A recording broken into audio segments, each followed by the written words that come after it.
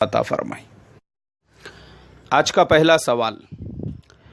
یہ سوال ممبئی میرا روڈ سے عارف شیخ صاحب انہوں نے پوچھا ہے۔ مولانا میں ایک کمپنی میں جاب کرتا ہوں،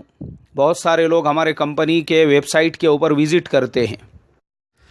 اپنے ڈیٹیلز وہاں پر بھرنے کے بعد اس کو سینڈ کر دیتے ہیں۔ ہم لوگوں کے پاس میں جب وہ ڈیٹیلز آتے ہیں، ہم ان لوگوں کو کال کرتے ہیں اور ان لوگوں کو کنونس کرتے ہیں کہ بھائی تم لوگ ہمارے اس کمپنی کے تھرو انویسٹمنٹ کرو۔ اب اگر وہ لوگ کمپنی کے کلائنٹ بن جاتے ہیں، ہمارے تھرو اگر وہ کمپنی کے اندر انویسٹمنٹ کرتے ہیں تو کمپنی ہم کو سیلری کے علاوہ اس کے اندر سے کچھ کمیشن دیتی ہے۔ تو میں یہ آپ سے پوچھنا چاہ رہا تھا کہ وہ کمیشن لینا ہمارے لیے شرعاً جائز ہے یا نہیں ہے؟ بھائی عارف شیخ صاحب، سب سے پہلے تو آپ نے یہ تحقیق کرنا ضروری ہے کہ جس کمپنی میں، جس فرم میں آپ جاب کرتے ہیں، وہ کمپنی لوگوں سے پیسہ لے کر اس کو حلال کاروبار میں اور جائز کاروبار میں لگا رہی ہے یا نہیں لگا رہی ہے۔ اگر حلال اور جائز کاروبار میں لگا رہی ہے اور آپ لوگوں کو اس طریقے سے کنونس کرتے ہو تو پھر کوئی حرج نہیں ہے۔ سب سے پہلے تو آپ کے لیے ویسے کمپنی میں جاب کرنا اور لوگوں کو کال کر کے کنونس کرنا بالکل حلال ہے اور جائز ہے۔ اب آپ کا جو کمیشن کا مسئلہ ہے،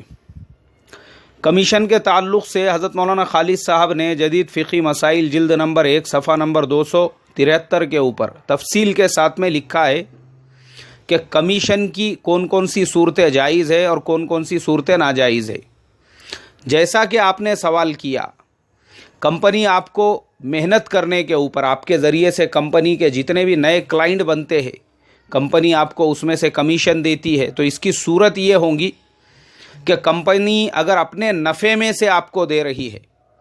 تو پھر آپ کے لیے لینا بالکل حلال ہے، جائز ہے۔ اور اگر کمپنی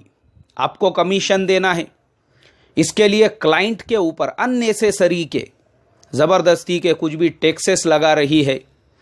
یا کلائنٹ کو اندھیرے میں رکھ کر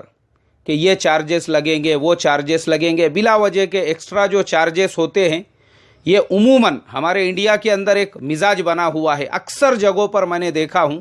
کہ زبردستی کے اننیسیسری چارجز وہاں پر اس کے نام سے، اس کے نام سے، پروسیسنگ فی کے نام سے جو لگائے جاتے ہیں، تاکہ کلائنٹ کو